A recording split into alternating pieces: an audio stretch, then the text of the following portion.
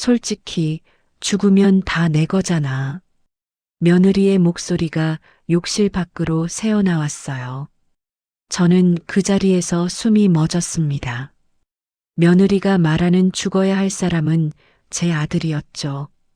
지금 집 안방에 누워있는 제 하나뿐인 아들 박승호. 보험도 있고 집도 남을 거고 내가 지금 이렇게 간병하고 있으니까 그 정도는 받아야지. 며느리 윤지연은 친구와 통화 중이었어요. 욕실 문이 열린 채로. 그리고 저는 그 통화를 우연히 듣고 말았습니다. 제 심장이 얼음처럼 식어갔죠. 며느리가 제 아들의 죽음을 기다리고 있었다는 걸 알게 된 순간이었어요. 하지만 이 이야기는 그날부터 시작된 게 아닙니다. 1년 전으로 돌아가야 해요. 아들이 쓰러진 그날부터 제 이름은 김말순입니다. 올해 65이죠. 남편은 10년 전에 먼저 세상을 떠났고 저는 혼자 살아왔습니다. 아들 박승호는 40이고 며느리 윤지현과 결혼한 지 15년째예요. 손자 박서준이는 12살입니다. 저는 평생 조용히 살아온 사람이죠. 말이 많지 않고 남한테 패 끼치는 걸 싫어했어요. 그래서 아들 내외가 결혼하고 나서도 저는 따로 살았습니다. 엄마, 우리 같이 살아요. 아들이 몇 번이나 말했지만 저는 고개를 저었죠. 아니야. 젊은 부부끼리 사는 게 편해. 엄마는 혼자 괜찮아. 그게 제 방식이었습니다. 하지만 1년 전 모든 게 바뀌었어요. 아들이 갑자기 쓰러진 거죠. 그날은 토요일 아침이었습니다. 전화벨이 울렸어요. 며느리 윤지연이었죠. 어머님, 큰일 났어요. 승우가 쓰러졌어요. 뭐, 무슨 소리야? 지금 병원 응급실이에요. 빨리 오세요. 전화를 끊자마자 저는 집을 뛰쳐나갔습니다. 택시를 타고 병원에 도착했을 때 며느리는 응급실 밖에서 울고 있었죠. 어머님, 며느리가 제 품에 안겼어요. 괜찮아, 괜찮아. 승호는 어떻게 됐어? 지금 검사 중이에요. 의사 선생님이 곧 나오신대요. 1시간쯤 지나서 의사가 나왔습니다. 보호자분이십니까? 네, 저 환자 어머니입니다. 의사는 심각한 표정이었어요. 환자분이 뇌혈관 질환으로 쓰러지셨습니다. 지금 중환자실로 옮겼고요. 그럼 언제 깨어날 수 있나요? 그건 장담하기 어렵습니다. 회복 가능성은 있지만 시간이 얼마나 걸릴지는 알 수 없어요. 그 말을 듣는 순간 제 다리에 힘이 풀렸습니다. 며느리가 저를 붙잡았죠. 어머님, 괜찮으세요? 응, 괜찮아. 하지만 괜찮을 리가 없었어요. 제 아들이 지금 저 안에서 눈도 뜨지 못하고 있는데 며칠 뒤 아들은 중환자실에서 일반 병실로 옮겨졌습니다. 하지만 의식은 없었어요. 눈을 감은 채 숨만 쉬고 있었죠. 며느리는 병실을 지키며 눈물을 흘렸습니다. 승호야, 제발 일어나. 제발. 저도 아들 손을 잡았어요. 승호야, 엄마야. 엄마 목소리 들리지? 대답은 없었습니다. 그렇게 일주일이 지났죠. 의사가 다시 저희를 불렀어요. 보호자분들, 상담 좀 하시죠. 저와 며느리는 의사 사무실로 들어갔습니다. 의사가 말했어요. 환자분이 안정적이긴 한데 언제 깨어나실지는 예측하기 어렵습니다. 그럼 계속 병원에 있어야 하나요? 며느리가 물었죠. 장기 입원도 가능하지만 집에서 간병하시는 것도 방법입니다. 간병인 도움을 받으시면 되고요. 의사가 서류를 건넸어요. 환자분 상태가 안정적이니 가족분들이 결정하시면 됩니다. 저와 며느리는 복도로 나왔습니다. 며느리가 한숨을 쉬었죠. 어머님, 어떻게 할까요? 지연아, 너 생각은 어때? 집으로 가는 게 나을 것 같아요. 병원비도 계속 나가고. 며느리의 목소리가 떨렸어요. 저는 고개를 끄덕였습니다. 그래, 그게 나을 것 같아. 집이 편하겠지. 사흘 뒤 아들은 퇴원했습니다. 앰뷸런스가 아들을 며느리 집으로 옮겼어요. 안방에 병원 침대를 설치했죠. 아들은 그 침대에 누워 있었습니다. 여전히 눈을 감은 채 의료 장비들이 방 안에 들어왔어요. 산소 호흡기, 심박수 측정기. 방은 작은 병실처럼 변했습니다. 며느리가 아들 옆에 앉아 있었죠. 승우야, 집에 왔어. 우리 집이야. 하지만 아들은 대답이 없었어요. 저는 거실에 서서 지켜봤습니다. 며느리가 저를 쳐다봤죠. 어머님, 제가 간병할게요. 괜찮으세요? 그래. 힘들면 엄마한테 말해. 며느리는 고개를 끄덕였어요. 그날 밤 저는 제 집으로 돌아갔습니다. 일주일쯤 지나자 며느리한테서 전화가 왔어요. 어머님, 며느리의 목소리가 지쳐 있었습니다. 왜 그래, 지연아? 제가 혼자서는 못하겠어요. 너무 힘들어요. 며느리가 울먹였죠.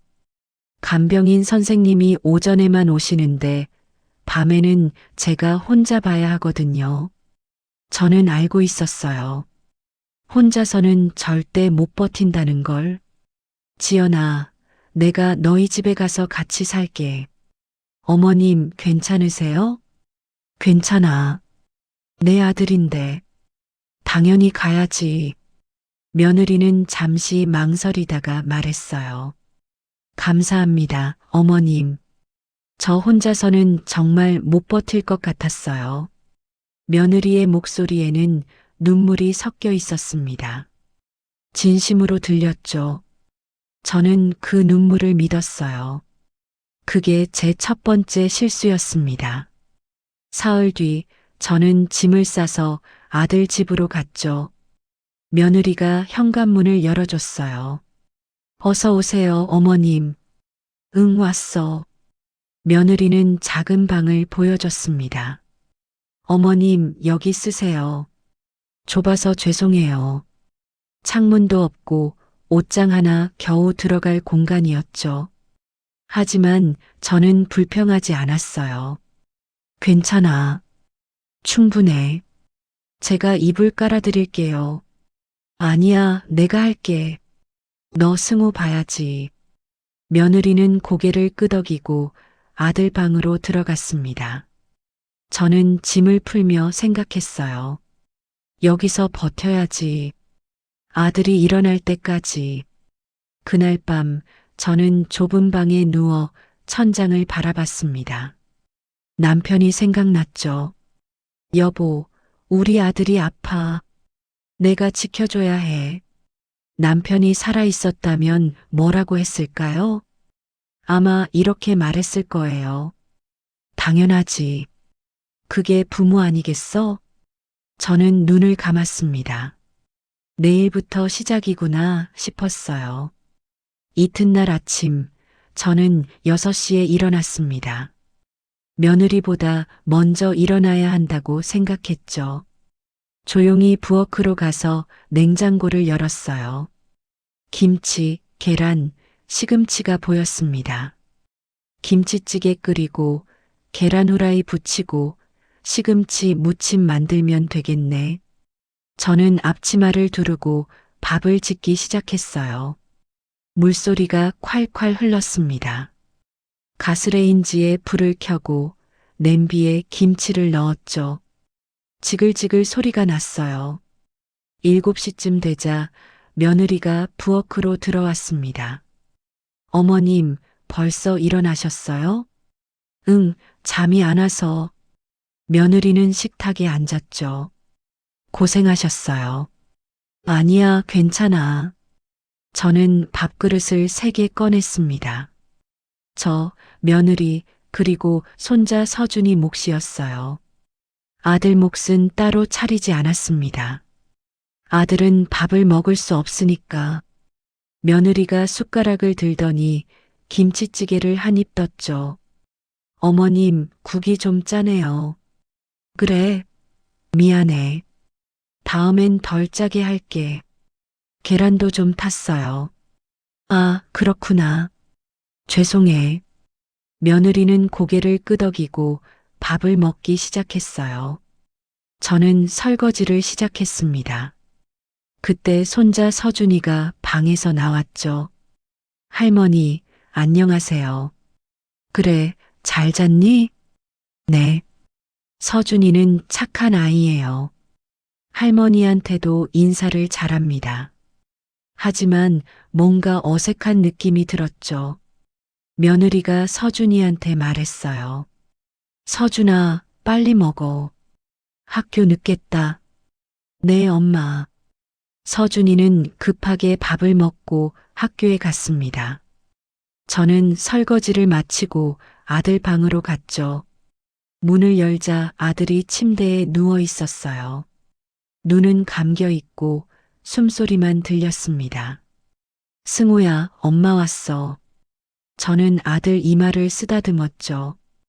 오늘도 날씨 좋다. 창문 좀 열어줄게. 창문을 열자 바람이 들어왔어요. 커튼이 살랑살랑 흔들렸습니다. 저는 아들 손을 잡았어요. 엄마가 여기 있을게. 너 일어날 때까지. 그렇게 한참을 앉아 있었습니다. 며칠이 지나자 일상이 만들어졌죠. 저는 매일 아침 6시에 일어나 밥을 짓고 설거지를 하고 빨래를 했습니다. 며느리는 아들을 간병했어요. 침대 시트를 갈고 몸을 닦아주고 약을 챙겼습니다. 저는 며느리가 하는 걸 지켜봤죠. 지연아, 내가 도와줄까? 아니에요, 괜찮아요. 어머님은 쉬세요. 며느리는 항상 이렇게 말했어요. 쉬라고. 하지만 저는 쉴 수가 없었습니다. 그래서 부엌일을 더했죠. 냉장고를 정리하고 반찬을 만들고 마루를 닦았어요. 그런데 며느리는 고마워하지 않았습니다. 한 달쯤 지나자 며느리의 태도가 조금씩 변했어요. 처음엔 어머님 고생하셨어요 라고 말했는데 이제는 그 말도 없었습니다. 그냥 밥을 먹고 설거지통에 그릇을 놓고 방으로 들어갔죠. 저는 그릇을 씻으며 생각했어요. 지연이가 많이 힘들겠지. 아들 간병하느라. 그래서 더 조심했습니다. 며느리 눈치를 보며 살았죠. 어느 날 며느리가 거실에서 전화를 받고 있었어요. 친구와 통화하는 것 같았습니다. 응, 나 요즘 진짜 힘들어. 저는 부엌에서 설거지를 하며 들었죠. 남편은 누워 있고 시어머니는 집에 계시고 정신없어. 며느리의 목소리가 짜증 섞여 있었습니다. 이렇게 병수발하다 늙겠어. 진짜로. 제 손이 멈췄어요. 며느리가 계속 말했습니다. 간병인이라도 써야 하지 않을까? 돈은 좀 들겠지만 저는 그릇을 조용히 내려놨죠. 가슴이 답답했어요. 내가 폐가 되고 있구나.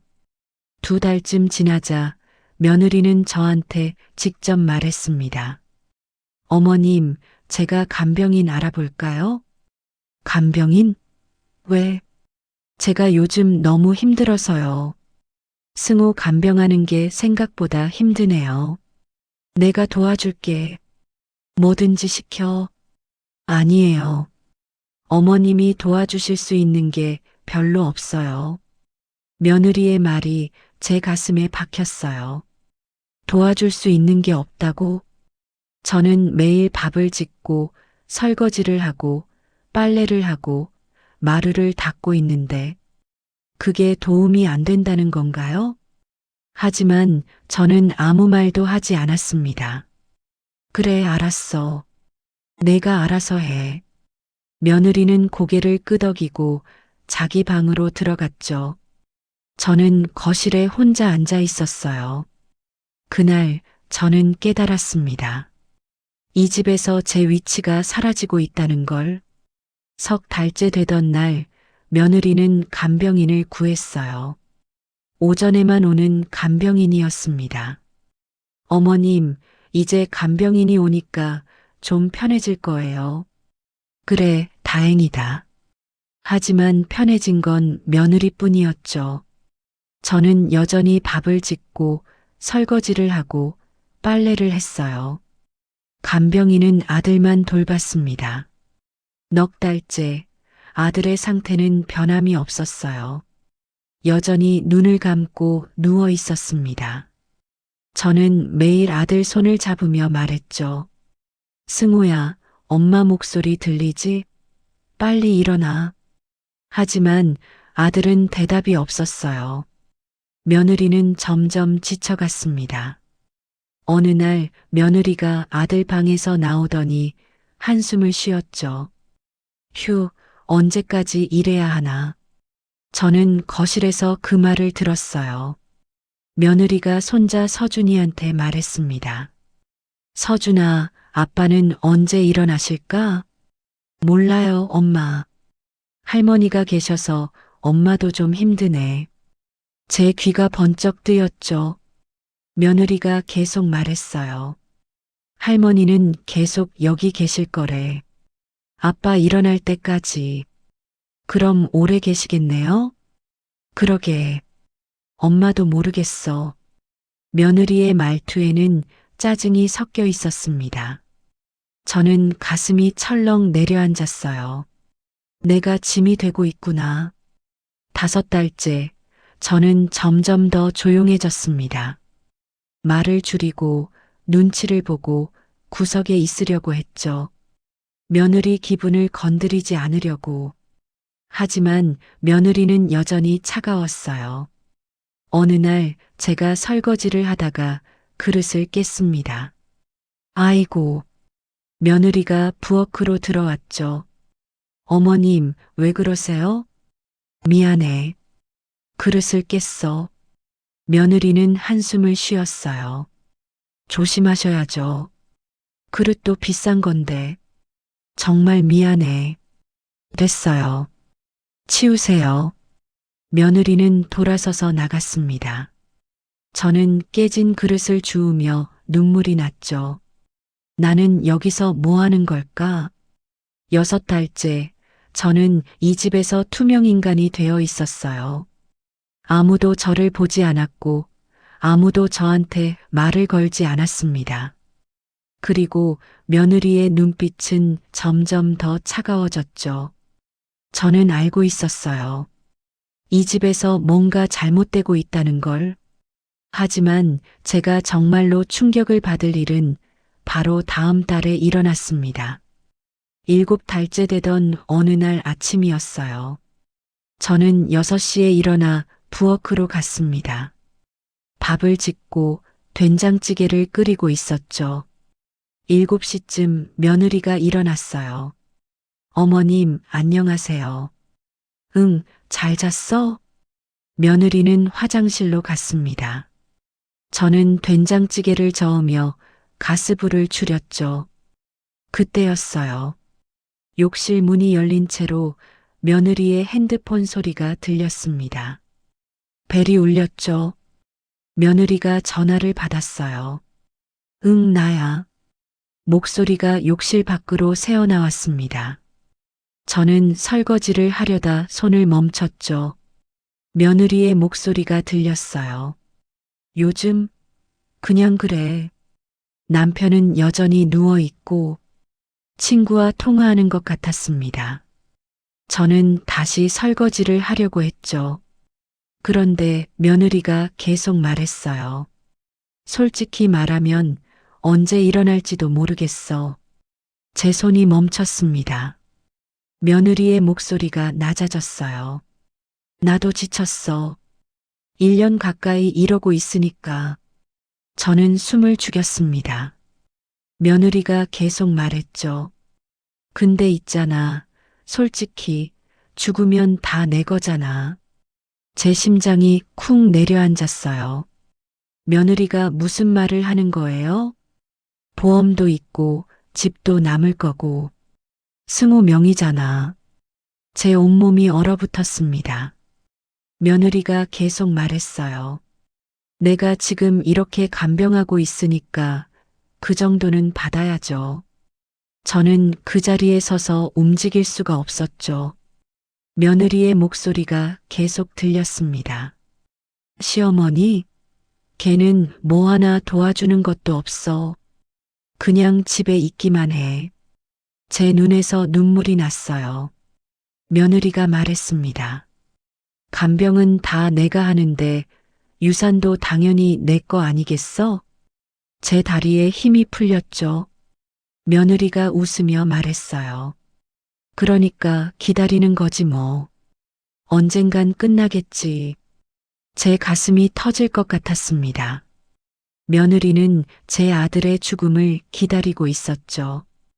보험금과 집을 받기 위해서 물 내리는 소리가 들렸습니다. 며느리가 곧 나올 거였어요. 저는 급히 설거지를 다시 시작했습니다. 손이 떨렸죠. 그릇이 달그락거렸어요. 며느리가 욕실 문을 열고 나왔습니다.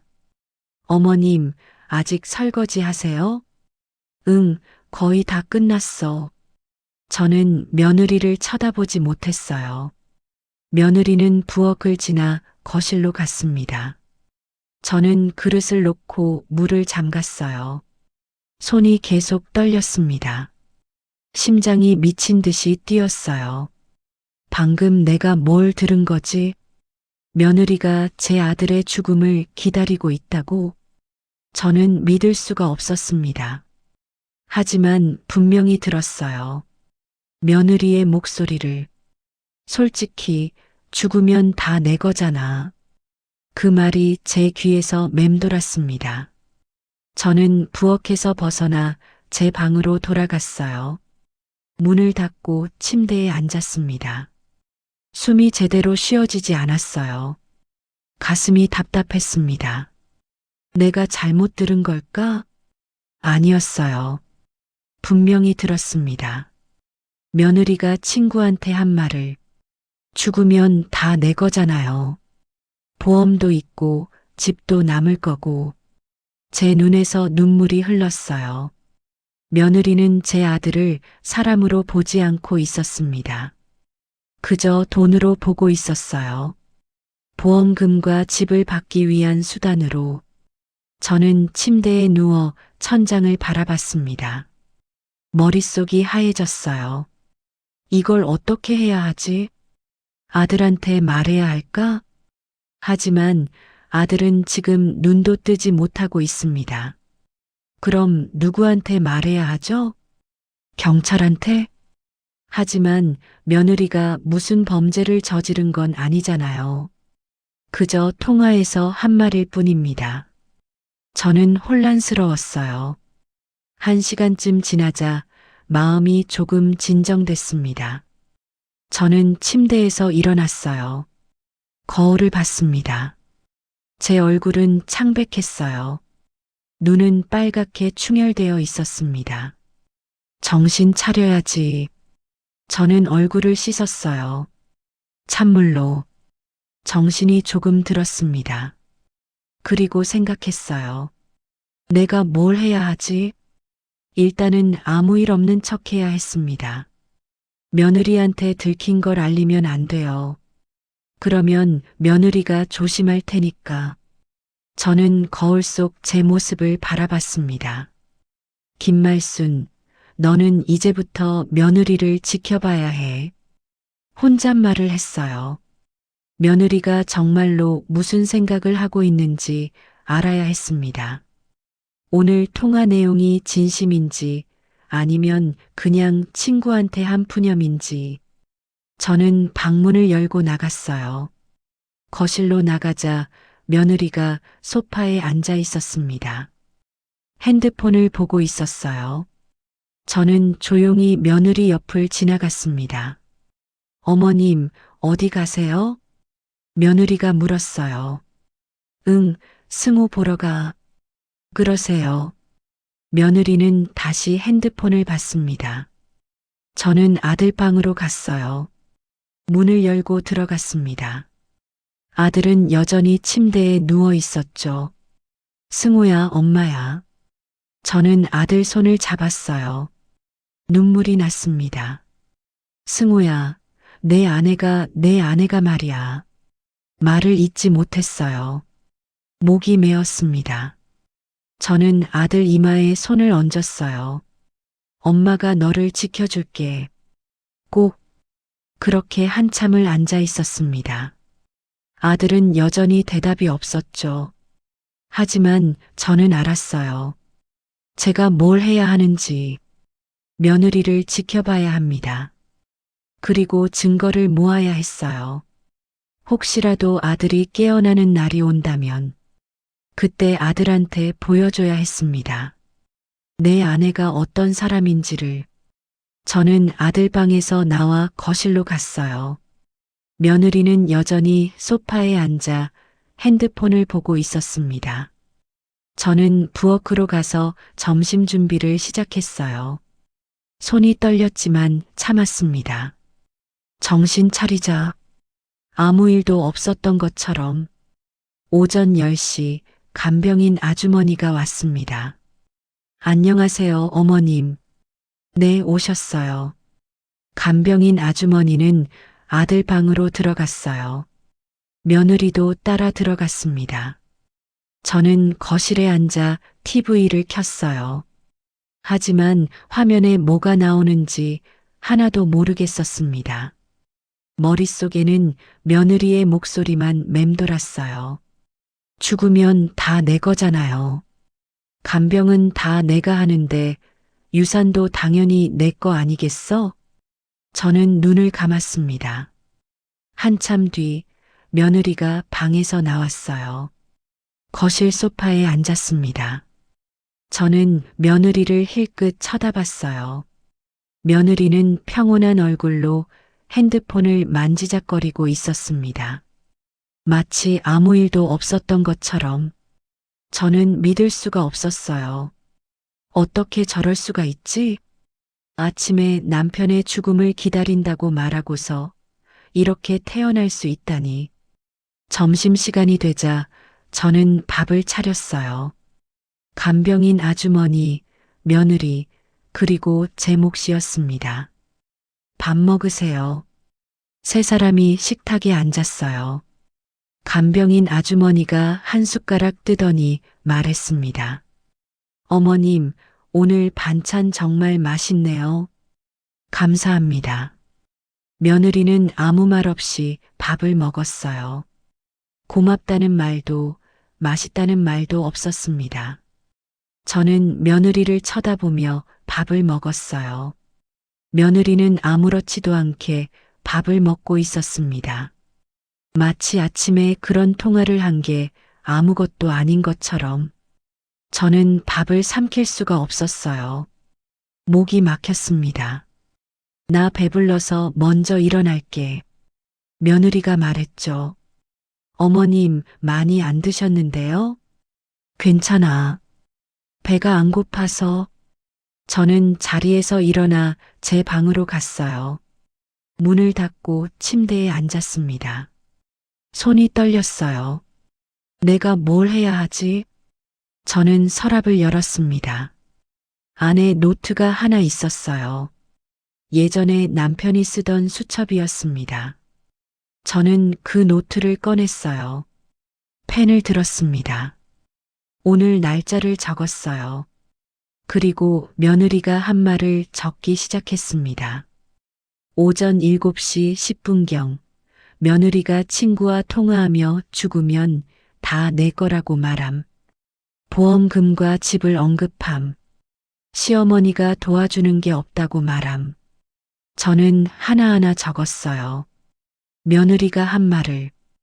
이게 증거가 될 수 있을지는 모르겠습니다. 하지만 저는 기록해야 했어요. 혹시 모르니까. 저는 노트를 덮고 서랍에 넣었습니다. 그리고 다시 거실로 나갔어요. 아무 일 없는 척해야 했으니까. 오후가 되자 간병인 아주머니가 퇴근했습니다. 어머님, 내일 뵙겠습니다. 네, 수고하셨어요. 간병인 아주머니가 나가자 집안이 조용해졌어요. 며느리는 자기 방에 있었고 저는 거실에 앉아 있었습니다. 저녁을 준비해야 할 시간이었어요. 저는 부엌으로 가서 냉장고를 열었습니다. 김치, 계란, 두부가 있었어요. 김치찌개 끓이고 두부조림 만들면 되겠네. 가스레인지에 불을 켰습니다. 지글지글 김치가 익는 소리가 났어요. 저는 두부를 썰었습니다. 도마 위에서 칼이 두부를 잘랐어요. 뚝뚝뚝 규칙적인 소리가 났습니다. 그때 며느리가 부엌으로 들어왔어요. 어머님, 뭐 하세요? 저녁 준비하고 있어. 며느리는 냄비 뚜껑을 열어봤습니다. 김치찌개 또 끓이세요? 응, 어제 먹었던 거 다시 끓이면 맛있잖아. 어제도 김치찌개였는데요. 그래, 미안해. 다른 거 할까? 아니에요, 됐어요. 며느리는 짜증 섞인 목소리로 말했어요. 그리고 돌아서서 나갔습니다. 저는 두부를 냄비에 넣었어요. 조용히 요리를 마쳤습니다. 6시쯤 되자 손자 서준이가 학교에서 돌아왔어요. 엄마 다녀왔어요. 그래, 손 씻고 밥 먹어. 서준이는 화장실로 갔습니다. 저는 밥그릇을 3개 차렸어요. 며느리 서준이 그리고 제 몫이었습니다. 식탁에 앉자 며느리가 먼저 숟가락을 들었어요. 서준아, 빨리 먹어. 네, 엄마. 서준이도 밥을 먹기 시작했습니다. 저는 조용히 밥을 먹었어요. 며느리가 입을 열었습니다. 서준아, 학교에서 뭐 했어? 수학 시험 봤어요. 잘 봤어? 잘 모르겠어요. 며느리는 고개를 끄덕였어요. 그리고 서준이한테 말했습니다. 할머니 오시고 나서 집이 좀 답답하지? 제 손이 멈췄어요. 서준이가 대답했습니다. 아니요, 괜찮아요. 그래, 엄마는 좀 답답한데. 며느리의 말이 제 가슴에 박혔어요. 저는 밥을 삼킬 수가 없었습니다. 목이 막혔어요. 며느리가 계속 말했습니다. 할머니는 계속 여기 계실 거야. 아빠 일어날 때까지. 그럼 오래 계시는 거네요? 그러게. 엄마도 언제까지인지 모르겠어. 저는 숟가락을 내려놨어요. 더 이상 밥을 먹을 수가 없었습니다. 며느리가 저를 쳐다봤어요. 어머님, 밥 안 드세요? 배가 안 고파서. 그러세요? 그럼 들어가세요. 저는 자리에서 일어났습니다. 제 방으로 돌아갔어요. 문을 닫고 침대에 앉았습니다. 눈물이 흘렀어요. 내가 왜 여기 있는 걸까? 하지만 저는 알고 있었습니다. 아들 때문이라는 걸, 아들을 지켜야 한다는 걸. 저는 서랍을 열어 노트를 다시 꺼냈어요. 펜을 들고 적었습니다. 저녁 식사 중 며느리가 손자한테 집이 답답하다고 말함. 할머니가 언제까지 있을지 모르겠다고 말함. 저는 하나하나 적었습니다. 며느리가 한 행동들을, 며느리가 한 말들을, 모든 걸 기록했어요. 밤이 깊어졌습니다. 저는 침대에 누워 천장을 바라봤어요. 잠이 오지 않았습니다. 며느리의 목소리가 계속 맴돌았어요. 죽으면 다 내 거잖아요. 간병은 다 내가 하는데 유산도 당연히 내 거 아니겠어? 그러니까 기다리는 거지 뭐. 저는 눈을 감았습니다. 하지만 며느리의 얼굴이 떠올랐어요. 아무렇지도 않게 밥을 먹던 그 얼굴이 어떻게 저럴 수가 있지? 며느리는 제 아들의 죽음을 기다리면서도 아무렇지 않은 척하고 있었습니다. 다음 날 아침 저는 결심했어요. 며느리를 더 철저하게 관찰하기로 6시에 일어나 부엌으로 갔습니다. 밥을 지으면서 며느리 방을 쳐다봤어요. 7시쯤 며느리가 일어났습니다. 어머님, 안녕하세요. 응. 며느리는 화장실로 갔어요. 저는 며느리의 동선을 지켜봤습니다. 며느리가 식탁에 앉았어요. 밥을 먹기 시작했습니다. 저는 며느리의 표정을 관찰했어요. 평온했습니다. 아무 일도 없었던 것처럼 며느리가 밥을 다 먹고 자리에서 일어났어요. 어머님, 저 간병인 선생님 오시기 전에 승호 좀 볼게요. 그래. 며느리는 아들 방으로 들어갔습니다. 저는 설거지를 하면서 귀를 기울였어요. 며느리의 목소리가 들렸습니다. 승호야, 나야. 오늘도 날씨 좋네. 부드러운 목소리였어요. 저는 설거지통에 그릇을 놓았습니다. 어제 그 통화는 뭐였지? 며느리는 아들한테는 다정하게 대하고 있었어요. 하지만 저는 알았습니다. 그게 전부 거짓이라는 걸. 며느리가 방에서 나왔어요. 저를 지나치며 말했습니다. 어머님은 그냥 가만히 계세요. 그것도 일이에요. 그 말이 제 가슴에 박혔습니다. 가만히 있으라고요?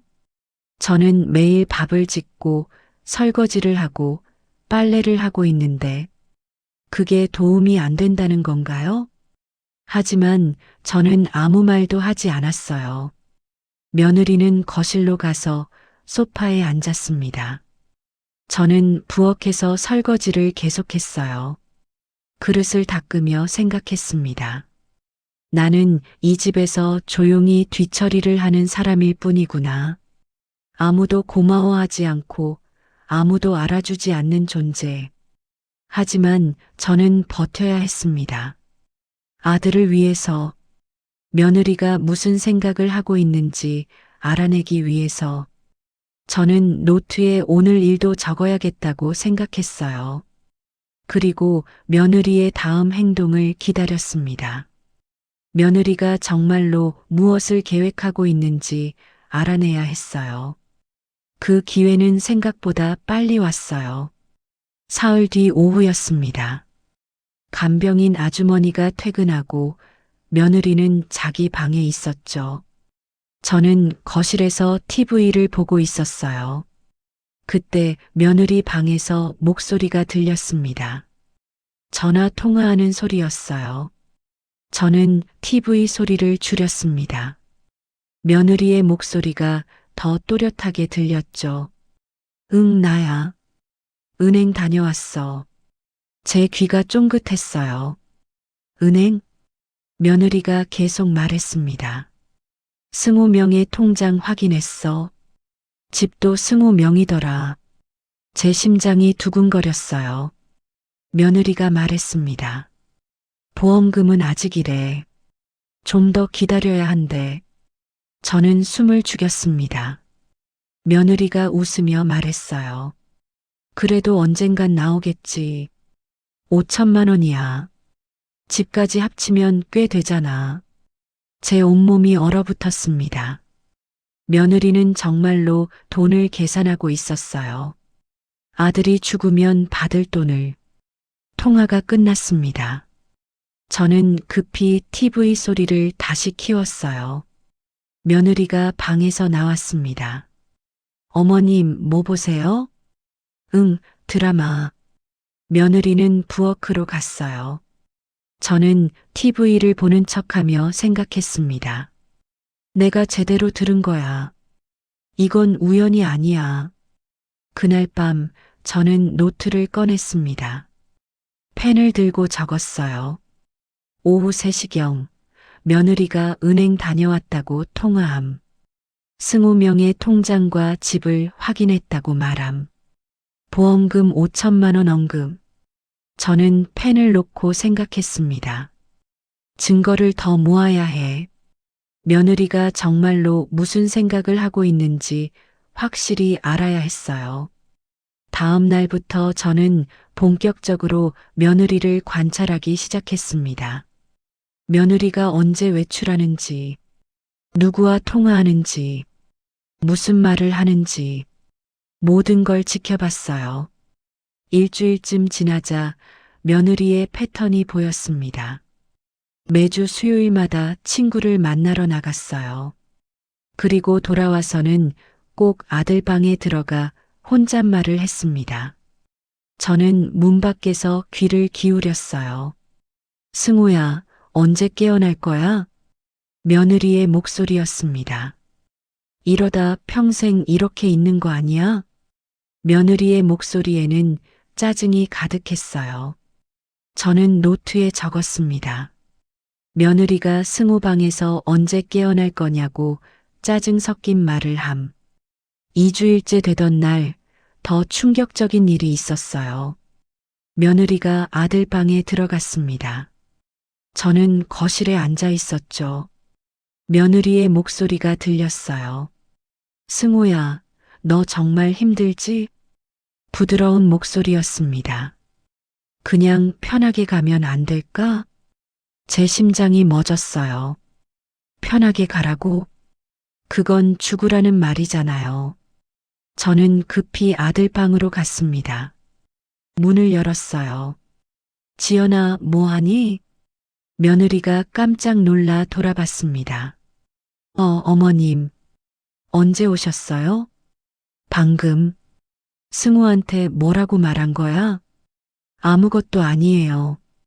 그냥 승우한테 얘기하고 있었어요. 며느리의 얼굴이 굳어 있었어요. 저는 며느리를 똑바로 쳐다봤습니다. 그래. 알았어. 저는 돌아서서 방을 나왔어요. 하지만 제 머릿속에는 며느리의 말이 맴돌았습니다. 그냥 편하게 가면 안 될까? 그날 밤 저는 노트에 적었어요. 오후 6시 며느리가 승우한테 편하게 가면 안 될까라고 말함. 저는 펜을 놓고 눈물을 흘렸습니다. 며느리는 정말로 아들의 죽음을 바라고 있었어요. 더 이상 의심할 여지가 없었습니다. 저는 노트를 덮고 침대에 누웠어요. 천장을 바라봤습니다. 내가 뭘 해야 하지? 경찰한테 가야 할까? 하지만 며느리가 범죄를 저지른 건 아니잖아요. 그냥 말만 한 거니까. 저는 혼란스러웠습니다. 다음 날 아침 저는 결심했어요.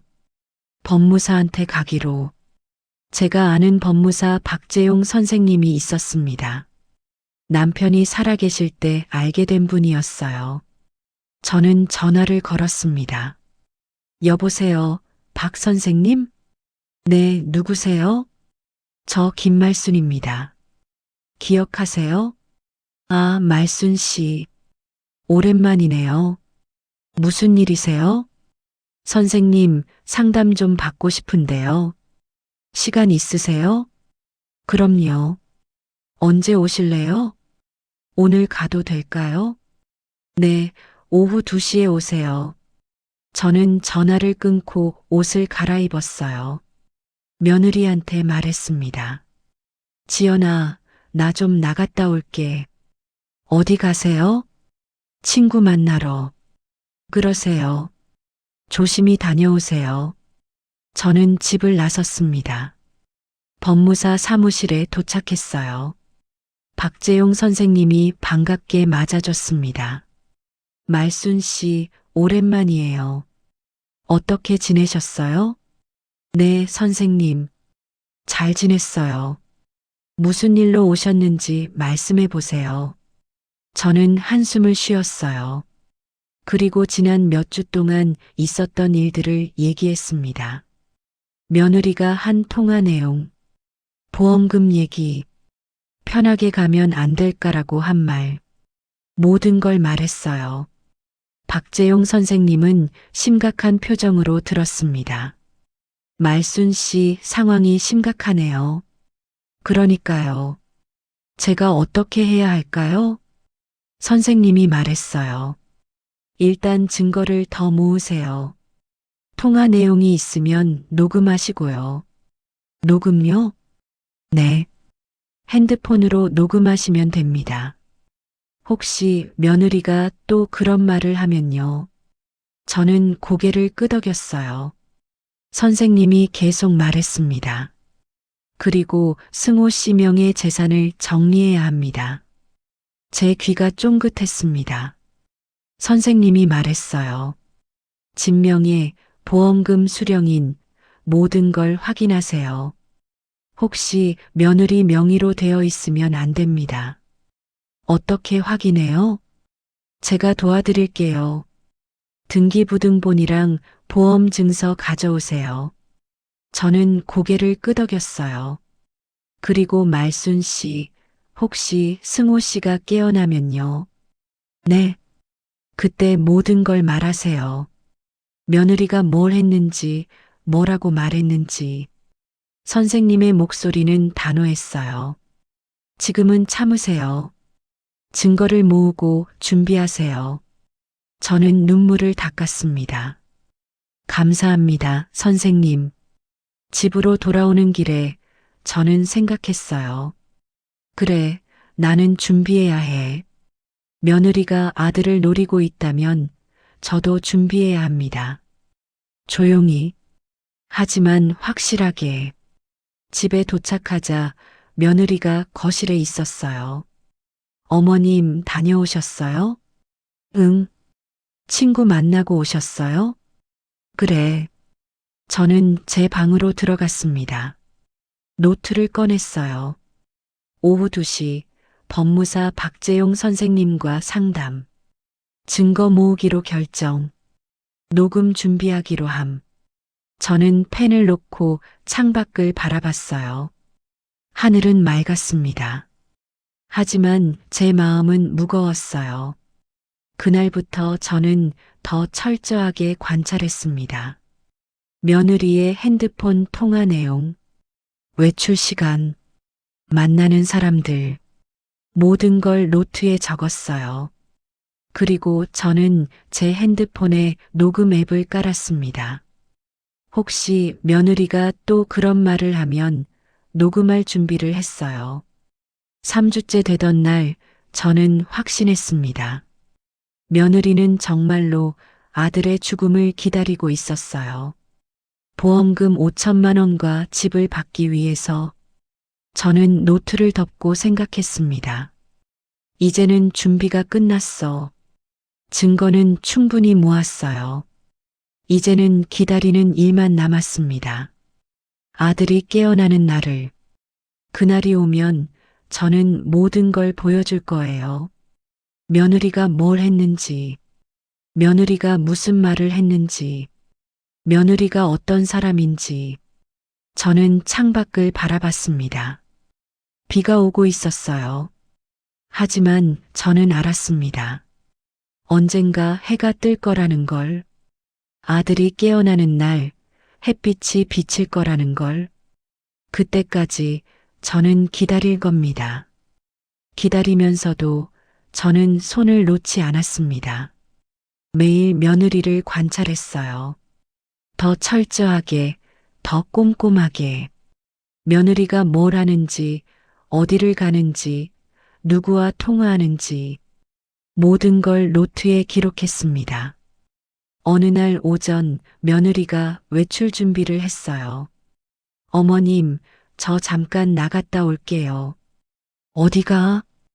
은행 좀 다녀와야 해요. 또 은행이었습니다. 무슨 일 있어? 아니에요. 그냥 업무 좀 볼 게 있어서요. 며느리는 현관문을 열고 나갔어요. 저는 시계를 봤습니다. 오전 10시. 며느리가 언제 돌아오는지 확인해야 했어요. 저는 노트를 꺼내 적었습니다. 오전 10시, 며느리 은행 간다고 외출. 1시간 반쯤 지나자 며느리가 돌아왔어요. 현관문이 열리는 소리가 들렸습니다. 다녀왔어요, 어머님. 응, 일 잘 봤어? 네.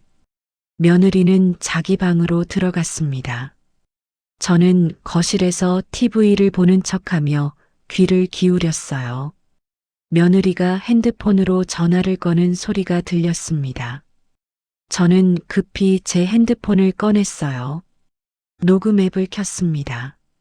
며느리의 목소리가 들렸어요. 응, 나야. 방금 은행 다녀왔어. 제 심장이 두근거렸습니다. 며느리가 계속 말했어요. 통장 잔액 확인했어. 승우 명의로 된 거 다 확인했고. 저는 핸드폰을 며느리 방 쪽으로 조금 기울였습니다. 며느리가 말했어요. 보험금은 아직이래. 좀 더 기다려야 한대. 녹음이 잘 되고 있었습니다. 며느리가 한숨을 쉬었어요. 근데 언제까지 기다려야 하는 거야? 지쳤어, 진짜. 통화가 끝났습니다. 저는 녹음을 멈췄어요. 그리고 노트에 적었습니다. 오전 11시 30분, 며느리가 통장 확인했다고 통화함. 보험금 문의. 녹음 완료. 며칠 뒤, 며느리가 또 외출했어요. 어머님, 저 친구 만나고 올게요. 그래, 다녀와. 며느리가 나간 뒤, 저는 생각했습니다. 지금이야. 저는 며느리 방으로 갔어요. 조심스럽게 문을 열었습니다. 방 안은 깔끔했어요. 침대, 옷장, 책상이 보였습니다. 저는 책상 서랍을 열었어요. 손이 떨렸습니다. 서랍 안에는 서류들이 있었어요. 저는 하나하나 꺼내봤습니다. 아들의 보험 증서였어요. 중병보험이었습니다. 금액은 5천만 원. 저는 숨을 삼켰습니다. 5천만 원. 며느리가 노리는 돈이었어요. 저는 보험 증서를 사진으로 찍었습니다. 그리고 원래대로 다시 넣었어요. 다른 서류도 확인했습니다. 집 등기부등본이 있었어요. 아들 명의로 되어 있었습니다. 며느리는 이것도 조사해 둔 거예요. 저는 모든 서류를 사진으로 찍었습니다. 그리고 조용히 방을 나왔어요. 제 방으로 돌아와 노트를 펼쳤습니다. 오늘 날짜를 적었어요. 오후 2시, 며느리 방에서 보험 증서 발견. 금액 5천만 원. 집 등기부등본도 발견. 아들 명의 확인. 사진 촬영 완료. 일주일이 더 지났어요. 저는 며느리의 카드 사용 내역도 확인하기 시작했습니다. 며느리가 외출할 때마다 저는 며느리 가방을 확인했어요. 지갑에서 카드 영수증을 받습니다. 백화점, 카페, 식당. 며느리는 돈을 꽤 쓰고 있었어요. 저는 영수증 금액들을 노트에 적었습니다. 이번 주 카드 사용 80만 원. 지난주 카드 사용 65만 원. 며느리는 간병으로 힘들다면서 돈은 펑펑 쓰고 있었습니다. 저는 고개를 저었어요. 간병이 힘들면 돈을 아껴야 하는 거 아닌가? 하지만 며느리는 달랐습니다. 오히려 더 많이 쓰고 있었어요. 마치 곧 큰 돈이 들어올 거라는 듯이. 어느 날 저녁이었어요. 간병인 아주머니가 퇴근하고 며느리가 아들 방에 들어갔습니다. 저는 거실에서 TV를 보고 있었어요. 며느리의 목소리가 들렸습니다. 승우야, 오늘 날씨 정말 좋았어. 부드러운 목소리였어요. 엄마가 너 좋아하는 반찬 만들어줬어. 먹고 싶지? 며느리는 아들한테 다정하게 말하고 있었습니다. 저는 귀를 기울였어요. 며느리가 계속 말했습니다. 근데 말이야, 너 언제 일어날 거야? 엄마 힘들어. 며느리의 목소리가 조금 변했어요. 이렇게 계속 누워만 있으면 안 되잖아. 제 심장이 쿵 내려앉았습니다. 며느리가 말했어요. 그냥 편하게 가는 게 나을 것 같은데. 저는 급히 핸드폰을 꺼냈습니다. 녹음 버튼을 눌렀어요. 며느리가 계속 말했습니다. 너도 힘들잖아. 이렇게 사는 것보다는. 저는 며느리 말을 다 녹음했어요. 며느리가 방에서 나왔습니다. 저는 급히 핸드폰을 주머니에 넣었어요. 며느리가 거실을 지나갔습니다. 어머님, 저녁 뭐 드실래요? 아직 배 안 고파? 며느리는 부엌으로 갔어요. 저는 제 방으로 들어갔습니다. 녹음 파일을 확인했어요. 며느리의 목소리가 또렷하게 들렸습니다. 그냥 편하게 가는 게 나을 것 같은데. 저는 노트에 적었어요. 저녁 6시 20분, 며느리가 승우한테 편하게 가는 게 낫다고 말함. 녹음 완료. 2주일째 되던 날, 저는 아들 방에 들어갔습니다. 아들 손을 잡았어요. 승우야, 엄마야. 아들은 여전히 눈을 감고 있었습니다. 엄마가 기다릴게. 내가 일어날 때까지. 저는 아들 귀에 대고 속삭였어요. 내 아내가 너를 기다리고 있지 않아. 내 죽음을 기다리고 있어. 눈물이 났습니다. 하지만 엄마가 지켜줄게. 내가 일어날 때까지. 저는 아들 이마에 입을 맞췄어요. 그러니까 꼭 일어나. 엄마 말 들어야 해. 그렇게 한참을 앉아 있었습니다. 3주째가 되자 저는 확신했습니다. 며느리는 정말로 아들의 죽음을 기다리고 있었어요. 보험금 5천만 원과 집을 받기 위해서 저는 노트를 펼쳤습니다. 지금까지 기록한 내용들을 다시 읽었어요.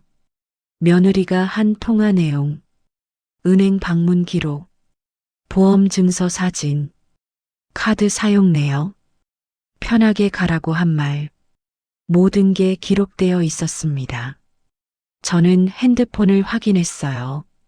녹음 파일이 3개 있었습니다.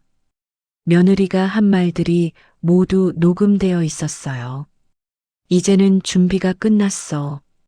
증거는 충분히 모았습니다. 이제는 기다리는 일만 남았어요. 아들이 깨어나는 날을. 그날 밤 저는 침대에 누워 생각했습니다. 아들아, 빨리 일어나. 엄마가 너한테 보여줄 게 있어. 내 아내가 어떤 사람인지. 저는 창밖을 바라봤어요. 달이 밝게 빛나고 있었습니다. 언젠가 아들이 깨어날 거라고 믿었어요. 그날이 오면 저는 모든 걸 보여줄 겁니다. 며느리가 뭘 했는지, 며느리가 무슨 말을 했는지, 며느리가 어떤 사람인지. 저는 노트를 덮고 서랍에 넣었어요. 핸드폰도 잠금을 걸었습니다. 며느리가 절대 볼 수 없게. 조금만 더 기다리자. 아들이 깨어나는 날이 올 거야. 저는 눈을 감았어요. 내일도 며느리를 지켜봐야 했습니다. 조용히, 하지만 철저하게. 그리고 한 달 뒤 기적이 일어났습니다. 그날 아침은 평범하게 시작됐죠. 저는 6시에 일어나 부엌으로 갔습니다. 밥을 짓고 국을 끓였습니다. 7시쯤 며느리가 일어났어요. 어머님, 안녕하세요. 응, 잘 잤어? 며느리는 식탁에 앉아 밥을 먹었습니다. 저는 설거지를 하고 있었죠. 어머님, 저 간병인 선생님 오시기 전에 승우 좀 볼게요. 그래. 며느리는 아들 방으로 들어갔습니다. 저는 설거지를 마치고 거실로 갔어요. TV를 켰습니다. 그때였죠. 며느리가 갑자기 소리를 질렀어요. 어머님, 어머님. 제 심장이 쿵 내려앉았습니다. 저는 급히 아들 방으로 달려갔어요. 왜 그래? 며느리가 아들을 가리켰죠. 승우 눈이 움직여요. 저는 아들을 쳐다봤습니다. 아들의 눈꺼풀이 떨리고 있었죠. 승우야. 저는 아들 손을 잡았어요. 아들의 손가락이 움직였습니다. 어머님, 빨리 의사 선생님 불러요. 며느리가 소리쳤죠. 의사가 집으로 왔어요. 왕진을 나온 거였습니다. 아들을 진찰하기 시작했어요. 맥박 정상입니다. 동공 반응 있어요. 의사가 아들 눈에 불빛을 비췄죠. 아들의 눈이 천천히 떠졌습니다. 승호 씨, 제 말 들리세요? 아들이 고개를 끄덕였죠. 의사가 미소를 지었습니다. 축하드립니다. 의식을 회복하셨네요. 저는 그 자리에 주저앉았죠. 눈물이 쏟아졌어요. 감사합니다, 선생님. 정말 감사합니다. 며느리도 울고 있었습니다. 자기야, 자기야. 며느리가 아들 손을 잡았죠. 나야, 지연이야. 알아보겠어? 아들이 며느리를 쳐다봤어요. 지연아. 응, 나야. 자기야, 드디어 깨어났네. 며느리의 목소리는 떨리고 있었죠. 하지만 저는 알았습니다. 그게 진짜 눈물인지 연기인지. 의사가 말했죠. 아직 몸이 약하니까 무리하시면 안 됩니다. 천천히 회복하셔야 해요. 네, 알겠습니다. 의사가 나갔습니다. 방 안에는 저, 며느리, 그리고 아들만 남았죠. 며느리가 아들한테 말했어요. 자기야, 내가 얼마나 기다렸는지 알아? 미안해. 아니야, 괜찮아. 이제 깨어났으니까. 며느리는 아들을 안아줬습니다. 저는 그 모습을 지켜봤어요. 며느리가 웃고 있었죠. 하지만 제 가슴은 답답했습니다.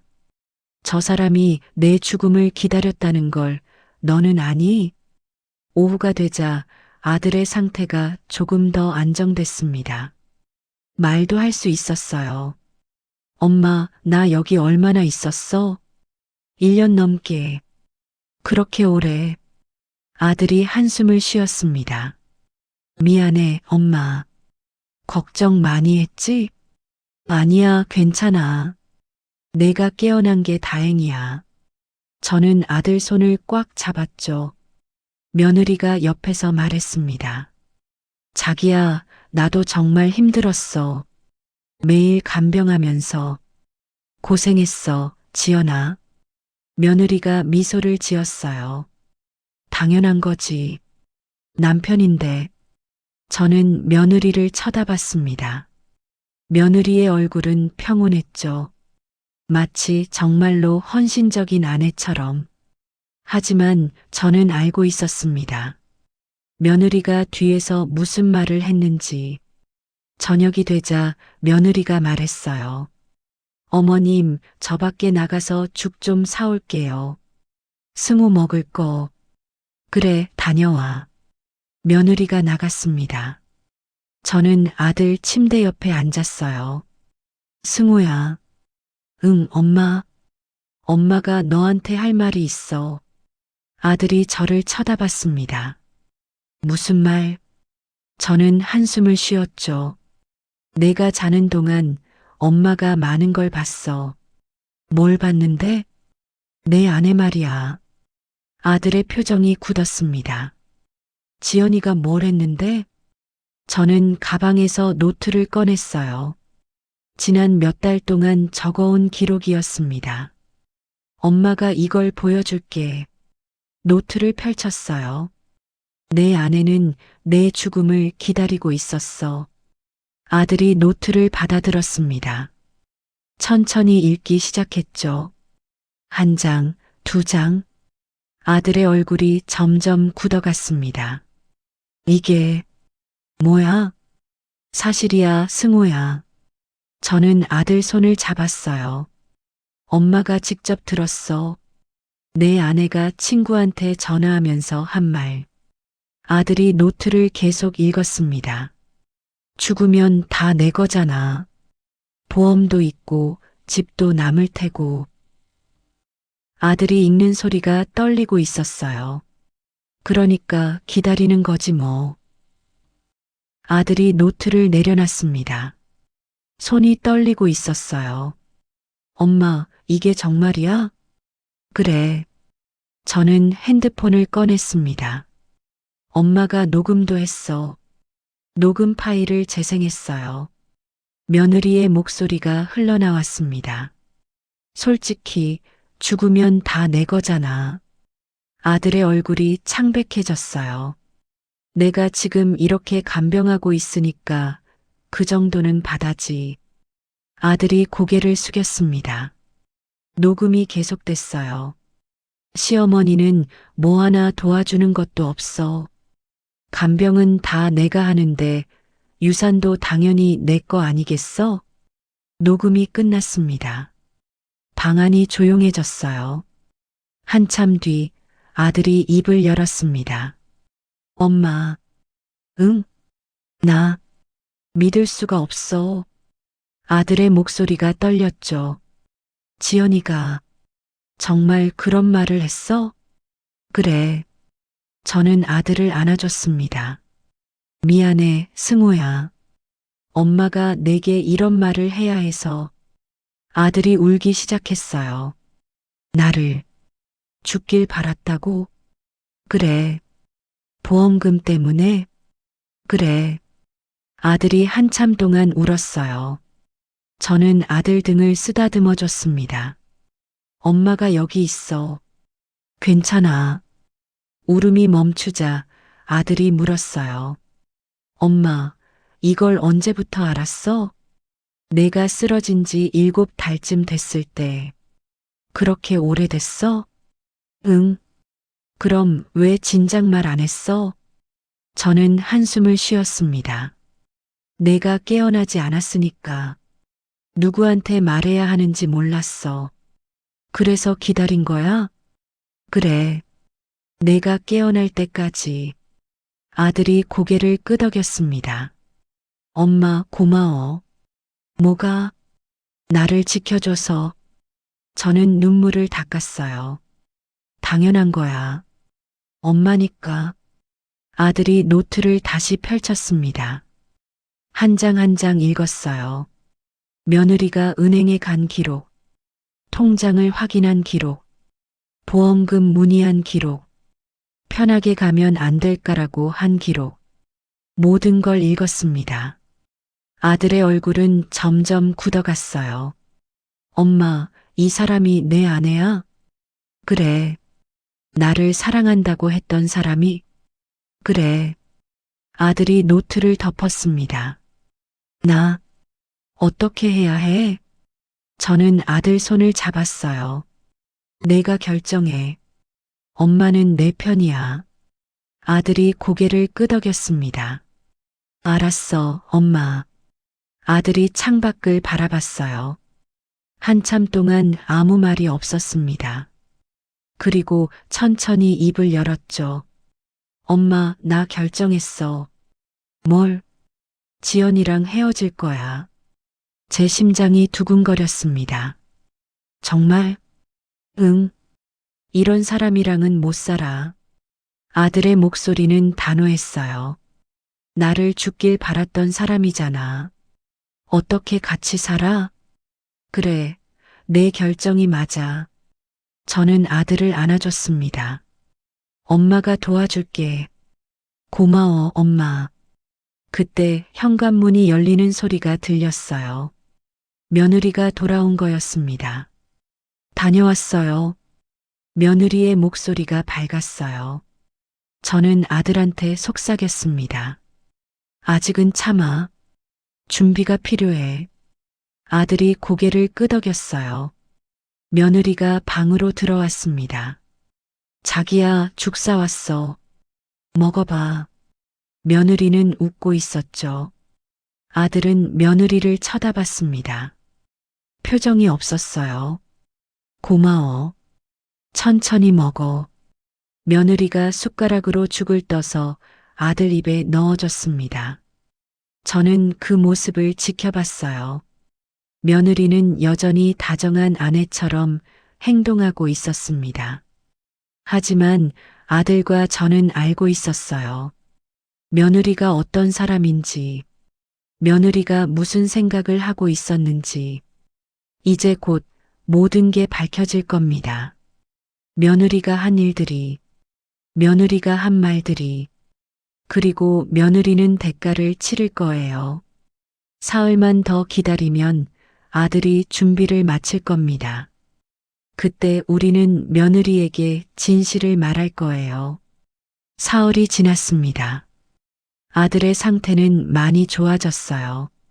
말도 더 자연스러워졌죠.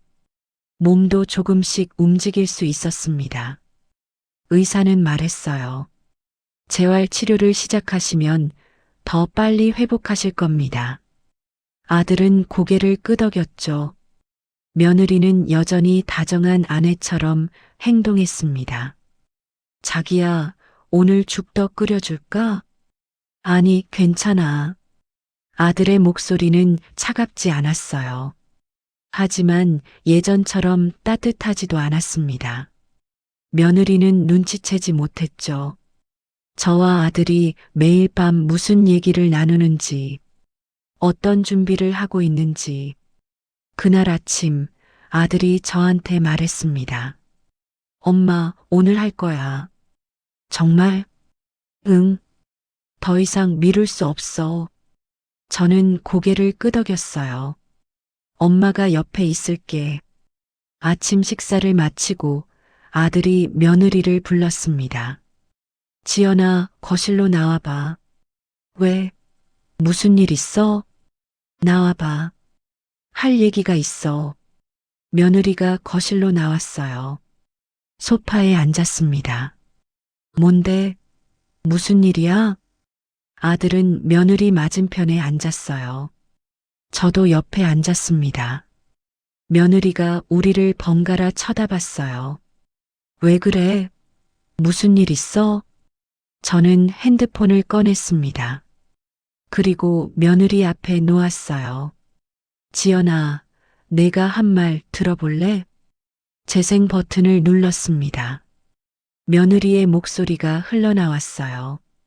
솔직히 죽으면 다 내 거잖아.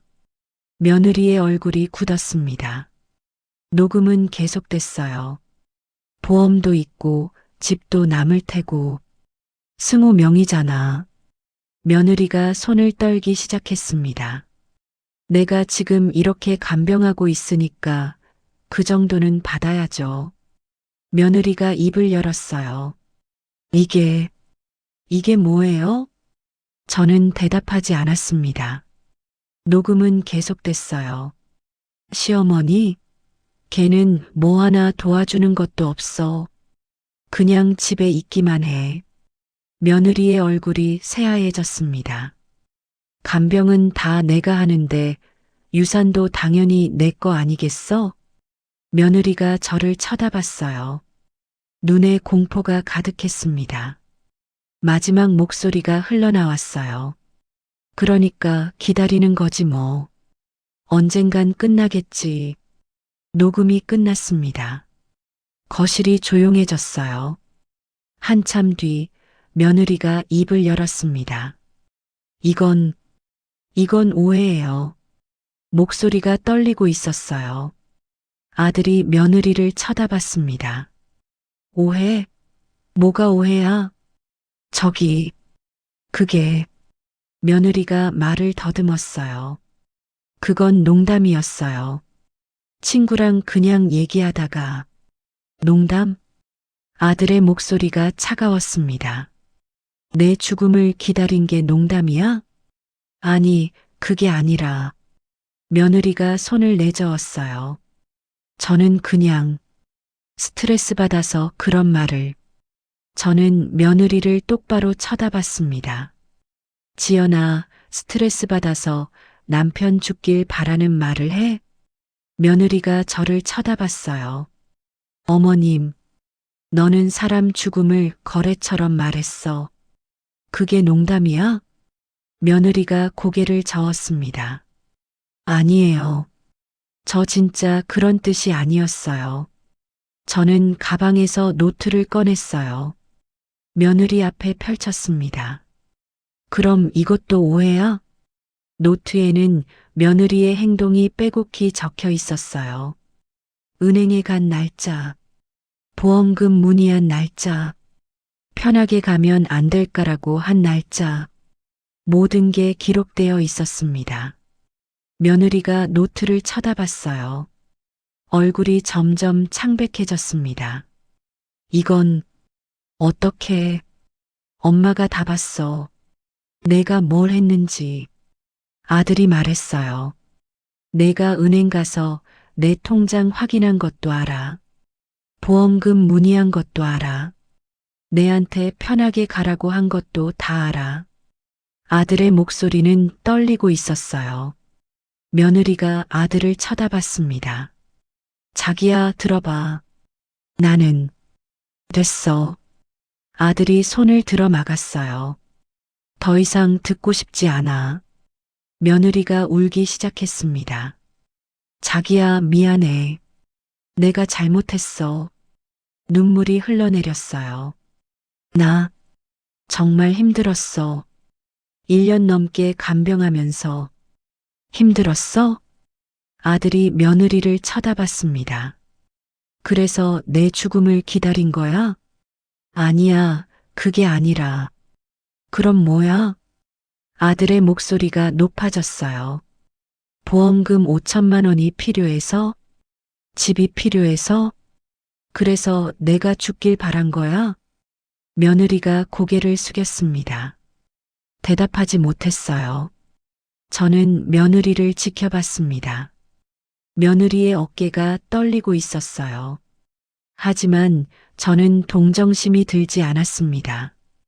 며느리는 제 아들의 죽음을 기다렸던 사람이에요. 아들이 자리에서 일어났습니다. 방으로 들어가더니 서류를 들고 나왔어요. 며느리 앞에 놓았습니다. 이게 뭐야? 며느리가 서류를 쳐다봤어요. 이혼 합의서예요. 아들이 말했습니다.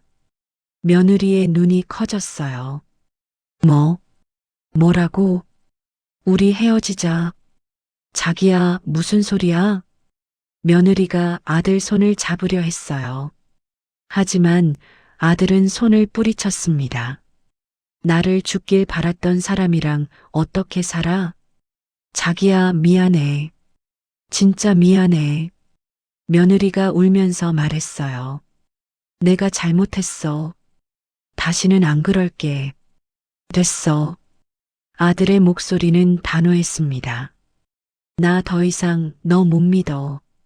며느리가 저를 쳐다봤습니다. 어머님, 말씀 좀 해주세요.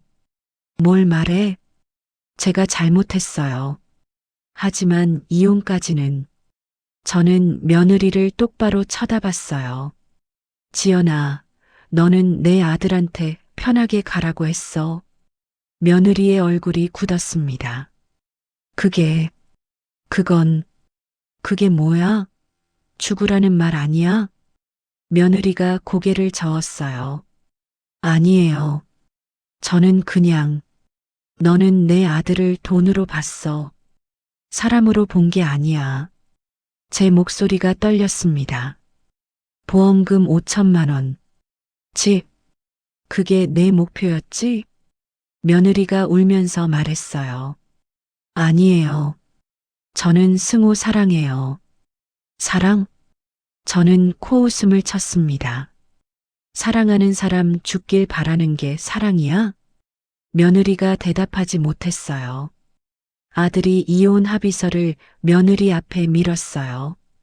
여기 서명해. 자기야, 서명 안 하면 재판으로 갈 거야. 내가 선택해. 며느리가 서류를 쳐다봤습니다. 손이 떨리고 있었어요. 재판 가면 더 불리해질 거야. 녹음 파일도 있고 엄마 증언도 있어. 아들이 차갑게 말했습니다. 그리고 위자료도 못 받을 거야. 며느리의 눈에서 눈물이 흘렀어요. 자기야, 제발. 서명해. 아들은 펜을 며느리 앞에 놓았습니다. 며느리가 펜을 집어들었어요. 손이 떨리고 있었습니다. 서류에 서명을 했어요. 펜이 종이 위를 긋는 소리가 났습니다. 서명이 끝났어요. 아들이 서류를 받아들었습니다. 고마워. 며느리가 고개를 들어 아들을 쳐다봤어요. 자기야, 이제 됐어. 짐 싸. 뭐, 오늘 안으로 나가줘. 며느리의 얼굴이 일그러졌습니다. 지금 당장요? 그래. 아들은 며느리에게서 돌아섰어요.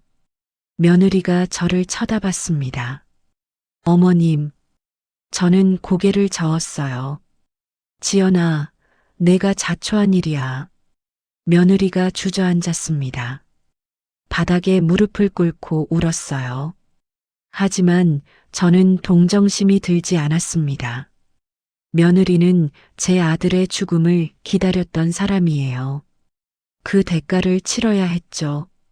1시간쯤 지나자 며느리가 짐을 쌌어요. 큰 가방 2개였습니다.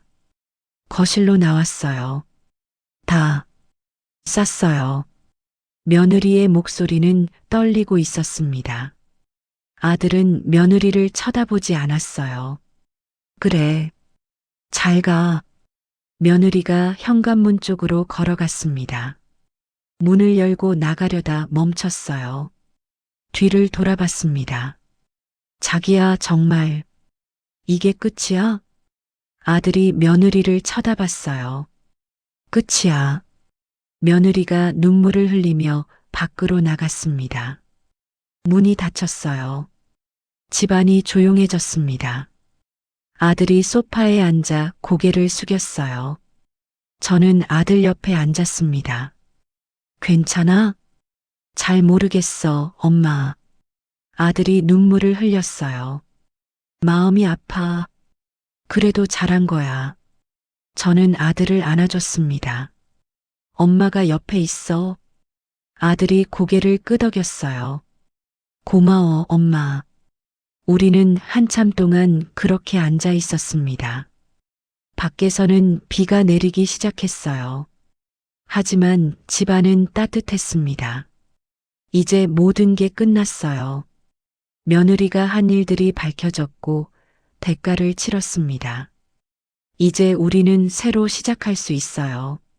아들과 저, 그리고 손자 서준이, 세 식구가 함께. 저는 창밖을 바라봤습니다. 비가 내리고 있었지만 곧 그칠 거예요. 그리고 해가 뜰 겁니다. 며느리가 나간 지 일주일이 지났어요. 집안은 조용했습니다. 하지만 이상하게 평화로웠어요. 아들은 매일 재활 치료를 받았습니다. 조금씩 걸을 수 있게 됐죠. 엄마 봐. 3걸음 걸었어. 잘했어, 승호야. 저는 아들을 응원했습니다. 아들의 얼굴에는 미소가 돌아왔어요. 오랜만에 보는 진짜 미소였습니다. 손자 서준이도 변했어요. 할머니, 오늘 저녁 제가 도와드릴게요. 그래, 고마워, 서준아. 서준이는 이제 부엌 일을 도와줬습니다.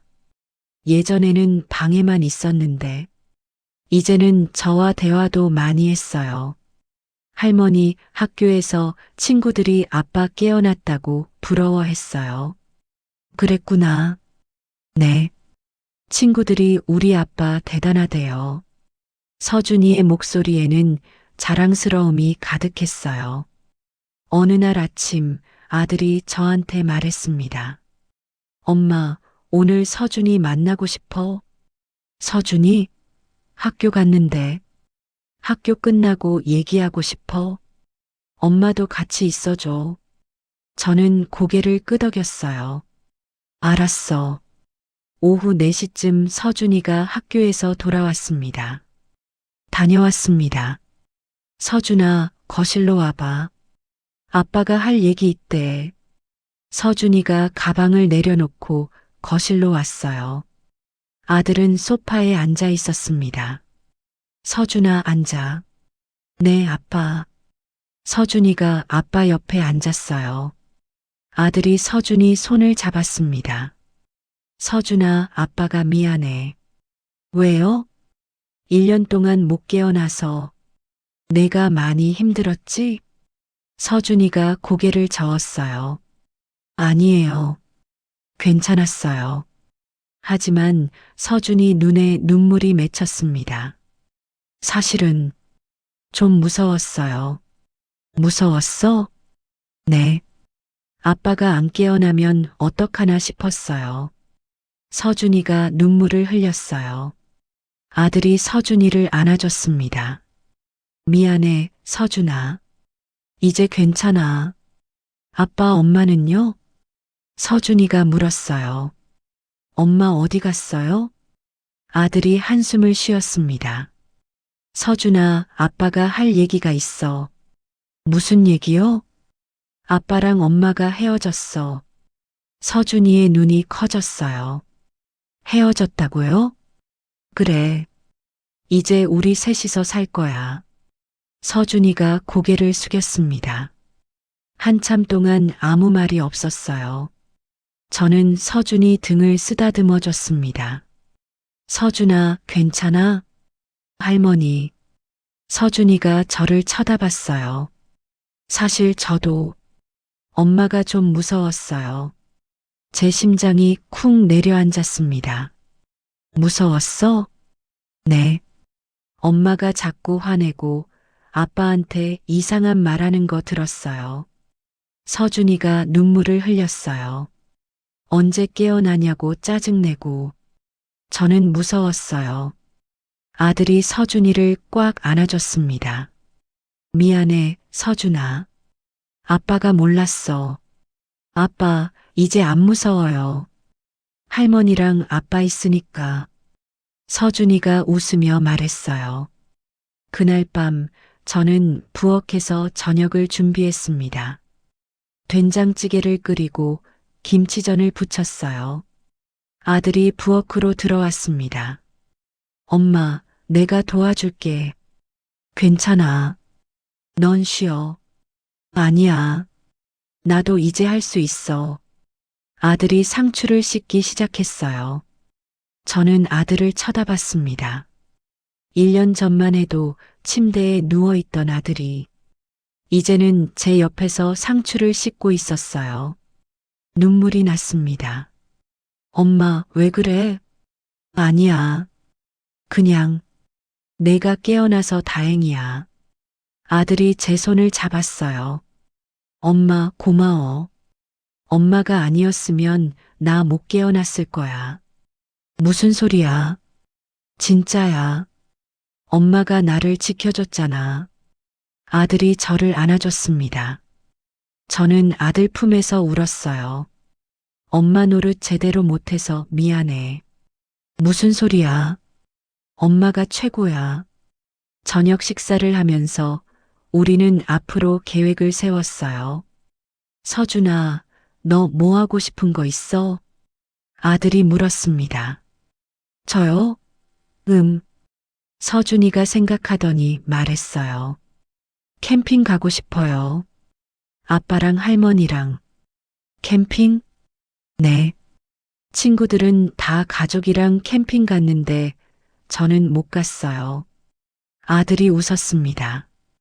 그래, 가자. 아빠 몸 좀 더 나으면. 진짜요? 그럼 약속해. 서준이가 환하게 웃었어요. 저는 그 모습을 지켜보며 생각했습니다. 이제 우리는 다시 시작할 수 있겠구나. 며느리가 없어도 우리 셋이면 충분했어요. 2주일째 되던 날 법무사 박재용 선생님이 전화를 걸어왔습니다. 말순 씨, 이혼 절차 다 끝났어요. 정말요? 네. 재산 분할도 합의대로 됐고요. 승호 씨 명의로 다 정리됐습니다. 감사합니다, 선생님. 그리고 보험 수령인도 변경했어요. 이제 서준이한테 가게 돼 있습니다. 제 가슴이 뜨거워졌어요. 선생님, 정말 감사합니다. 아니에요. 당연한 일 하신 거예요. 말순 씨가 아들분 잘 지켜내셨어요. 전화를 끊고 저는 아들한테 말했습니다. 승호야, 다 끝났어. 뭐가? 이혼 절차, 재산 정리, 다 끝났어. 아들이 고개를 끄덕였어요. 그래. 이제 정말 끝난 거네. 응. 이제 우리 새로 시작하는 거야. 아들이 미소를 지었습니다. 엄마, 나 직장 알아보려고. 직장? 응. 집에만 있을 수 없잖아. 재활도 많이 됐고. 무리하지 마. 괜찮아. 천천히 할게. 아들의 눈빛은 밝았어요. 오랜만에 보는 희망 가득한 눈빛이었습니다. 한 달이 지났습니다. 아들은 예전 직장에 복직했어요. 처음에는 반일만 근무했습니다. 엄마, 오늘 회사 갔다 왔어. 어땠어? 좋았어. 다들 반겨줬어. 아들이 웃으며 말했어요. 팀장님이 천천히 하라고 하셨어. 무리하지 말고. 그래, 무리하면 안 돼. 알아. 걱정 마. 아들은 조금씩 일상으로 돌아가고 있었습니다. 서준이도 학교 생활이 즐거워 보였어요. 할머니, 오늘 선생님이 칭찬하셨어요. 뭐라고? 수학 문제 잘 풀었다고요. 우리 서준이 대견하네. 저는 서준이 머리를 쓰다듬어 줬어요. 서준이가 저를 안아줬습니다. 할머니 사랑해요. 할머니도 사랑해. 어느 날 저녁 우리 셋은 베란다에 나가 앉았습니다. 밖에는 별이 빛나고 있었어요. 엄마, 저기 봐. 별 진짜 많다. 그러게. 서준이가 손가락으로 하늘을 가리켰어요. 할머니, 저 별 이름 뭐예요? 할머니도 잘 모르겠네. 아들이 웃으며 말했습니다. 다음에 캠핑 가서 별자리 공부하자. 네, 좋아요. 서준이가 환하게 웃었어요. 저는 아들과 손자를 쳐다봤습니다. 1년 전만 해도 상상할 수 없었던 풍경이었어요. 아들은 침대에 누워 있었고, 며느리는 아들의 죽음을 기다리고 있었고, 저는 혼자서 모든 걸 견뎌야 했습니다. 하지만 이제는 달랐어요. 아들이 깨어났고, 며느리는 떠났고, 우리는 다시 시작했습니다. 그날 밤 저는 침대에 누워 천장을 바라봤어요. 남편 생각이 났습니다. 여보, 우리 아들 지켜냈어. 내가 해냈어. 혼잣말을 했어요. 남편이 살아있었다면 뭐라고 했을까요? 아마 이렇게 말했을 겁니다. 당연하지. 내가 고른 여자인데. 저는 웃음이 났어요. 남편은 항상 그렇게 말했습니다. 말순아, 너는 강한 사람이야. 그 말이 맞았어요. 저는 강한 사람이었습니다. 아들을 지켜낼 만큼, 손자를 지켜낼 만큼, 저는 눈을 감았어요. 내일은 또 새로운 하루가 시작될 겁니다. 아들과 손자와 함께하는 하루. 그것만으로 충분했어요. 우리는 다시 시작했고 앞으로 나아갈 겁니다. 함께 석 달이 지났습니다. 계절은 어느새 가을이 됐죠. 단풍이 물들기 시작했습니다. 아들은 완전히 회복했어요. 이제는 혼자서도 걸을 수 있었습니다. 엄마, 오늘 회사에서 승진 얘기 나왔어. 정말? 응. 팀장님이 내년부터 팀장 해보라고 하셨어. 아들의 얼굴에는 자신감이 가득했죠. 잘됐다, 승우야. 다 엄마 덕분이야. 아들이 제 손을 잡았습니다. 저는 고개를 저었어요. 아니야. 내가 열심히 한 거지. 아니야. 엄마가 없었으면 나 지금 여기 없었어. 아들의 목소리는 진지했습니다. 그날 저녁 아들이 서준이를 데리고 외출했어요. 엄마, 우리 좀 다녀올게. 어디가? 비밀이야. 아들이 웃으며 말했습니다. 저녁 전에 올게. 그래, 조심해서 다녀와. 두 사람이 나간 뒤 저는 집안을 정리했어요. 거실을 쓸고 부엌을 닦았습니다. 창문을 열자 선선한 바람이 들어왔죠. 가을 냄새가 났습니다. 저는 소파에 앉아 차를 마셨어요. 평화로운 오후였습니다. 1시간쯤 지나자 현관문이 열렸어요. 다녀왔습니다. 서준이의 목소리가 들렸습니다. 저는 현관으로 나갔어요. 아들과 서준이가 큰 상자를 들고 있었습니다. 뭐야, 그게? 엄마 선물이야. 선물? 저는 상자를 쳐다봤습니다. 열어봐, 엄마. 아들이 웃으며 말했어요. 저는 상자를 열었습니다. 안에는 예쁜 옷이 들어 있었어요. 가을 코트였습니다. 이게, 엄마, 1년 넘게 우리 집에서 고생했잖아. 선물이야. 할머니 예쁘죠? 서준이가 웃으며 말했습니다. 저는 코트를 꺼내봤어요. 부드러운 캐시미어 소재였습니다. 색깔은 베이지. 제가 좋아하는 색이었죠. 이거 비쌌을 텐데. 괜찮아. 엄마 입어봐. 아들이 코트를 제 어깨에 걸쳐줬습니다. 저는 거울을 봤어요. 코트가 잘 어울렸습니다. 예쁘다, 할머니. 서준이가 박수를 쳤어요. 저는 눈물이 났습니다. 고맙다, 승우야. 서준아. 엄마, 울지 마. 기쁜 날인데. 아들이 제 눈물을 닦아줬어요. 그날 밤 우리는 외식을 했습니다. 근처 한식당에 갔어요. 갈비찜을 시켰습니다. 할머니, 이거 맛있어요. 서준이가 갈비를 한 입 베어 물었어요. 천천히 먹어. 네. 아들이 제 그릇에 고기를 올려줬습니다. 엄마 많이 먹어. 너도 먹어. 우리는 오랜만에 함께 외식을 즐겼어요. 웃으며 이야기를 나눴습니다. 1년 전만 해도 상상할 수 없었던 풍경이었죠. 그때는 아들이 침대에 누워 있었고, 저는 며느리 눈치를 보며 살았고, 서준이는 조용히 방에만 있었습니다. 하지만 이제는 달랐어요. 우리는 함께 웃고, 함께 밥을 먹고, 함께 행복했습니다.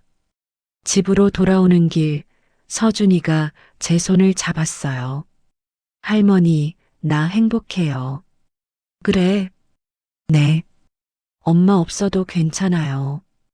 할머니랑 아빠 있으니까. 서준이가 웃으며 말했습니다. 저는 서준이 머리를 쓰다듬어 줬어요. 할머니도 행복해. 아들이 제 어깨에 손을 올렸습니다. 엄마 고마워. 정말로. 뭐가? 엄마가 나를 포기하지 않아서. 아들의 목소리가 떨렸어요. 엄마가 아니었으면 나 지금 어떻게 됐을지 몰라. 저는 아들 손을 잡았습니다.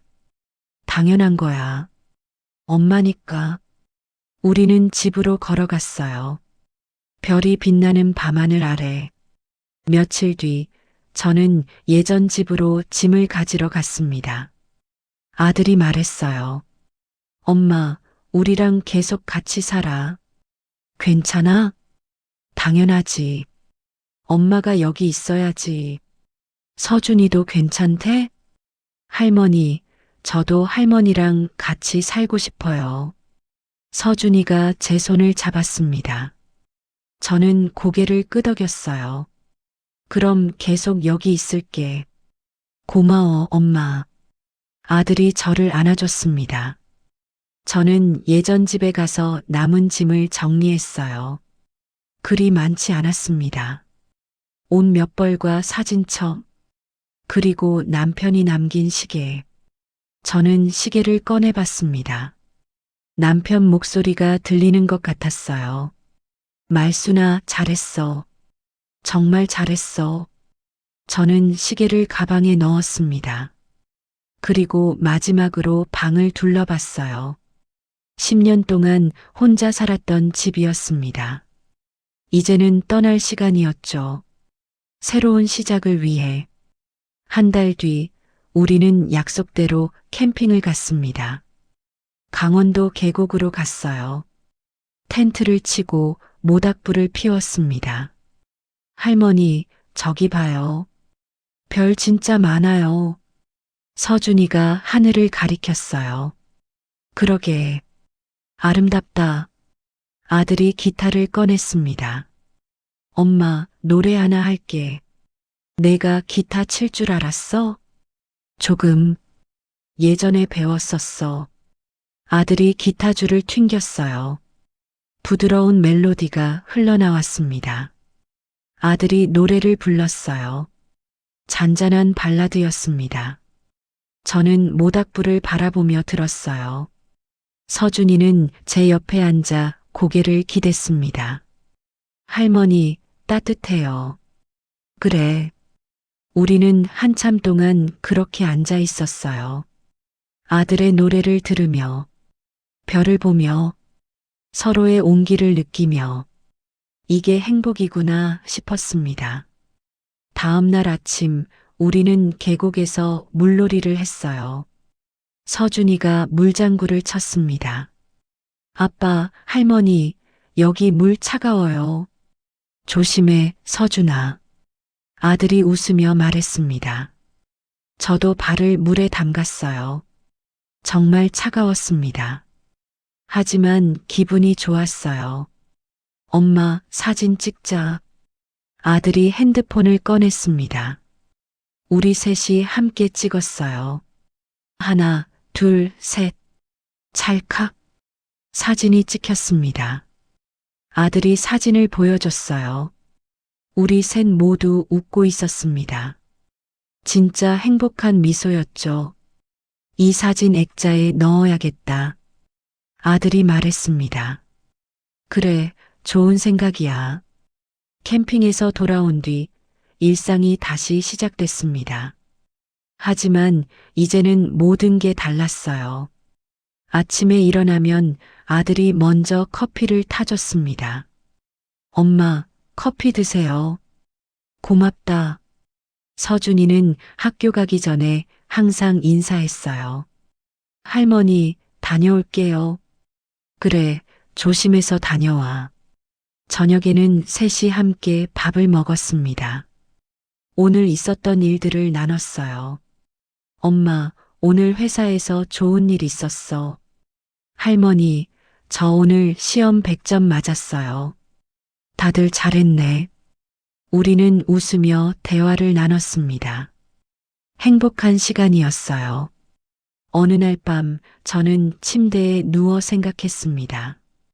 1년 전 그날, 며느리의 전화 통화를 우연히 들었던 그날. 솔직히 죽으면 다 내 거잖아. 그때는 세상이 무너지는 것 같았어요. 하지만 저는 포기하지 않았습니다. 아들을 지켜내기로 결심했죠.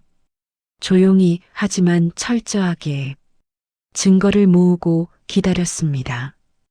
그리고 아들이 깨어났을 때 모든 진실을 말했어요. 쉬운 일은 아니었습니다.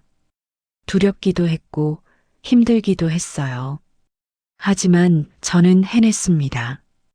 제 아들을 지켜냈어요. 그리고 이제 우리는 행복합니다. 문득 며느리 생각이 났습니다. 지연이는 지금 어디서 뭘 하고 있을까요? 후회하고 있을까? 아니면 또 다른 사람을 만났을까? 저는 알 수 없었어요. 하지만 한 가지는 확실했습니다. 지연이는 더 이상 우리 가족이 아니라는 것, 그리고 우리는 지연이 없이도 행복하다는 것. 저는 눈을 감았습니다. 내일도 좋은 하루가 될 거예요. 아들과 손자와 함께하는 하루. 그것만으로 충분했습니다. 며칠 뒤 손자 서준이가 학교에서 상을 받았어요. 모범상이었습니다. 할머니, 아빠 봐요. 서준이가 상장을 보여줬습니다. 우와, 우리 서준이 대단한데? 아들이 서준이를 안아 올렸어요. 축하해, 서준아. 저도 서준이를 안아줬습니다. 할머니, 저 열심히 할게요. 그래, 우리 서준이. 그날 저녁 우리는 축하 파티를 했어요. 서준이가 좋아하는 치킨을 시켰습니다. 케이크도 샀어요. 서준아, 촛불 꺼. 네. 서준이가 촛불을 후 불어서 껐습니다. 우리는 박수를 쳤어요. 축하해, 서준아. 서준이가 환하게 웃었습니다. 그날 밤 저는 베란다에 나가 앉았어요. 달이 밝게 빛나고 있었습니다. 아들이 옆에 왔어요. 엄마, 뭐해? 그냥 달 보고 있어. 예쁘다. 그러게. 우리는 한참 동안 달을 바라봤습니다. 아들이 입을 열었어요. 엄마, 나 행복해. 나도. 정말 고마워, 엄마. 아들이 제 손을 잡았습니다. 엄마가 나를 포기하지 않아서 저는 아들 손을 꽉 잡았어요. 포기할 리가 없지. 넌 내 아들인데. 아들이 눈물을 흘렸습니다. 사랑해, 엄마. 나도 사랑해. 우리는 서로를 안아줬어요. 달빛 아래에서. 그리고 시간은 계속 흘렀습니다. 계절이 바뀌고 해가 바뀌었어요. 하지만 우리의 행복은 변하지 않았습니다. 아들은 팀장으로 승진했어요. 서준이는 중학생이 됐습니다. 저는 여전히 아침마다 밥을 짓고 저녁을 준비했어요. 하지만 이제는 달랐습니다. 누군가 고맙다고 말해줬고, 누군가 사랑한다고 말해줬어요. 누군가 제가 필요하다고 말해줬습니다. 그게 행복이었어요. 오늘도 저는 부엌에 섭니다. 아들과 손자를 위해 밥을 짓죠. 창문 밖으로 햇살이 들어옵니다. 따뜻한 햇살. 저는 미소를 지었어요. 우리는 행복했습니다. 그리고 앞으로도 행복할 겁니다. 함께. 여러분, 오늘 이야기는 여기까지입니다. 긴 이야기 끝까지 들어주셔서 정말 감사합니다. 혹시 여러분 주변에도 힘든 시간을 보내고 계신 분이 있나요? 가족 때문에, 배우자 때문에 고통받고 계신 분들, 저는 말하고 싶습니다. 포기하지 마세요. 사랑하는 사람을 지켜내는 것, 그것이 가장 중요합니다. 때로는 홀로 싸워야 할 때도 있어요. 때로는 아무도 이해해주지 않을 때도 있습니다. 하지만 포기하지 마세요. 진실은 언젠가 밝혀집니다. 그리고 여러분이 지켜낸 사랑은 결코 헛되지 않을 거예요. 오늘 이야기가 여러분께 작은 위로가 되었으면 좋겠습니다. 구독과 좋아요는 저에게 큰 힘이 됩니다. 다음 이야기에서 또 만나요. 여러분 모두 행복하세요. 감사합니다.